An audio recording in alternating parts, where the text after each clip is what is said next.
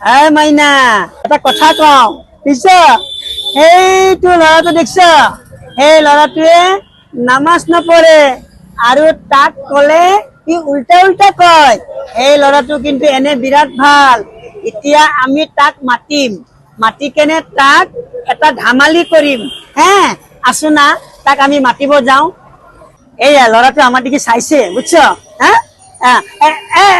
ভাইটি এইফালে আছোন কি হ'ল জনাব নাই এনে মাতিছো তাৰমানে আৰু এনে বহি থাকো নহয় তহঁতে আৰু তাৰমানে নামাজখিনি কৰিব লাগে